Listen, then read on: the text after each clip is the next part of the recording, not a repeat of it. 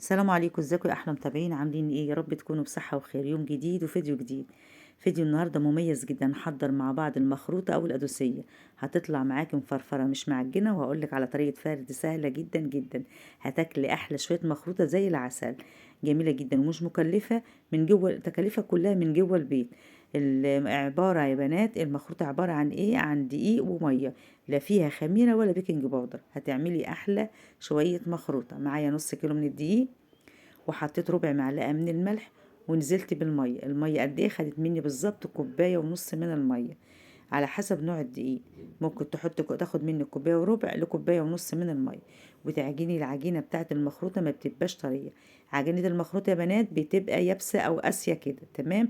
لان لو عجينة المخروطة طلعت معاكي طرية هتسحب منك دقيق كتير، هتشرب منك بمعنى اصح دقيق قد العجينة اللي انت عجنتيها.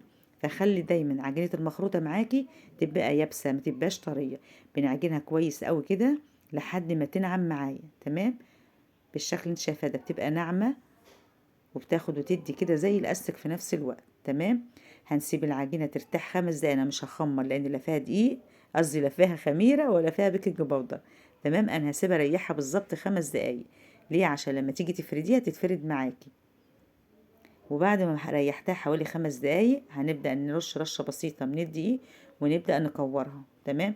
هنكورها الكورة قد ايه؟ قد حجم الليمونة كده بالظبط، حجم الليمونة الكبيرة، يعني حوالي 30 جرام بالشكل ده. لو حابة تفرديها كلها مرة واحدة وتعمليها بالنشابة، حبايبنا زمان الفلاحين زمان أهالينا كانوا بيفردوها مرة واحدة وبيعملوها بالنشابة ويعملوها رول كده وبالسكينة. إنما دلوقتي هنفردها فردة سهلة وبسيطة بالمكنة بتاعة المخروط. طريقة سهلة جدا جدا، وهقولك ازاي ما تعجنش معاكي. بس تابع معايا الفيديو للآخر، هتطلع معاكي أحلى شوية مخروط. متنسيش لايك وشير وكومنت حلو منكم كده لو أول مرة بتشوفوا القناة. كورناها، وبعد ما كورناها كده هنجيب اول واحده ونبدا نفردها.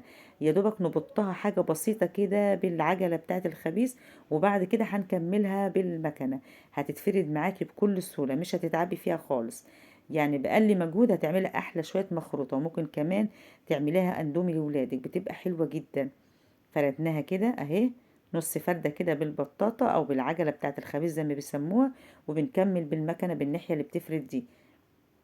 ممكن تفرديها عادي بايديكي، مفيش مشكلة، وتكملي بالمكنة. طريقة سهلة وبسيطة ومش بتاخد منك وقت خالص.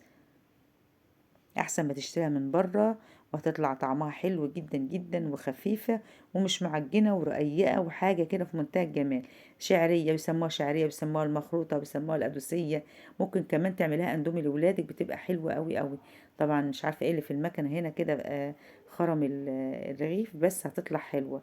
مش مشكلة، كده كده هنعملوها بالحتة اللي هي المكنة او الناحية بتاعت الشعرية. هنفرد كده بالبطاطا كمان، هنعمل معاكم كام واحدة بالبطاطا كده، ونبدأ نحطها في المكنة. هتتفرد معاكي، هتطلع رقيقة مش تخينة. حابة تخنيها حابة ترقيها، بس بتبقى حلوة قوي. شايفة؟ كل ما تبقى رقيقة كل ما بتبقى أحلى، بتبقى حتى بتشمع كده، بتطلع مفرفرة وحلوة. تمام، هنعمل كله بالشكل ده. هنبدأ وانتي بتفرديها في المكنة كده، حطي شوية دقيق معاها وهي نازلة من المكنة كده، علشان ما تشبطش من بعض. طبعا احنا عاجنين العجينة يابسة زي ما قلت لكم، ولكن لما بتحطها في المكنة وبتفتح كده او بترقها كده، طبعا كده كده لازم تاخد حبة دقيق علشان تبقى ايه، تشمع كده وتنشف شوية. تمام. تكاليف سهلة وبسيطة وكلها من جوه البيت، ما فيهاش يعني حاجة من بره البيت. عبارة عجينة المخروطة مش مكلفة يا بنات، عبارة عن دقيق ومية. لا فيها خميرة ولا بيكنج باودر ولا فيها أي تكاليف خالص. بتعمليها في البيت، وممكن تخزني منها في الفريزر.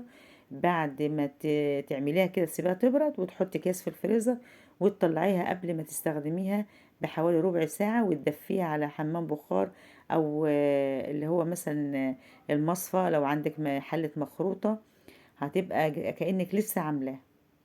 شايفين؟ بعد ما فردناها، حطيناها في الناحية التانية اللي هي بتاعة المخروطة او بتاعة الشعرية اهي. ونبدأ نفتحها كده، وانت بتحطي كده حاولي حطي حبة دي برضو اهي زي ما انا حاطة كده. هتطلع معاكي الواحدة بوحدتها، وطالعة رقيقة وجميلة جدا زي العسل. هنعمل كله يا بنات بالشكل ده. طبعا احنا حاطين على البوتاجاز الحله بتاعه البخار بتاعه المخروطه. بتحطي في الحله ايه؟ الميه نصها كده، وبتحطي في المية حبة ملح عشان البخار اللي طالع يسوي المخروطة، بيبقى كده مطعم ويبقى طعمه زي السكر.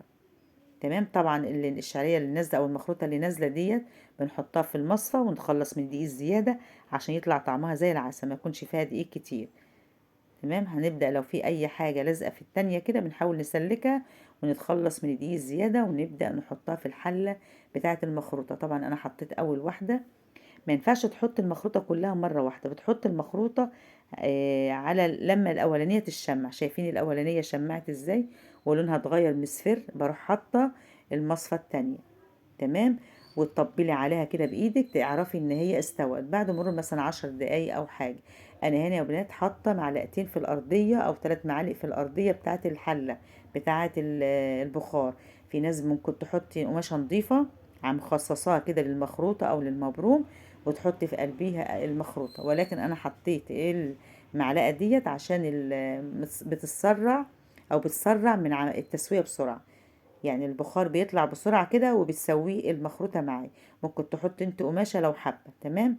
نبدأ دلوقتي نفككها كده بالسمنة او الزبدة زي ما انت عايزة. المادة الدهنية اللي انت عايزاها حطها في المخروطة، بتبقى على حسب ذوقك.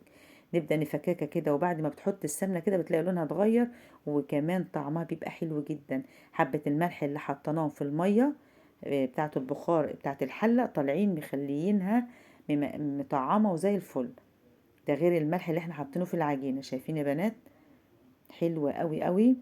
حلوة جميلة. تعمليها اندومي لولادك، عايزة تخزنيها سيبها لما تبرد وتحطها في اكياس في الفريزر وطلعيها قبل ما تستخدميها بنص ساعة وتبوخيها على النار كأنك لسه عاملاها. بيسموها المخروطة او القدوسية او الشعرية. بتبقى حلوة جدا جدا، طريقتها جميلة واحسن ما بتشتريها من بره، مش مكلفة. يا رب الفيديو البسيط يعجبكم، اشوفكم على خير.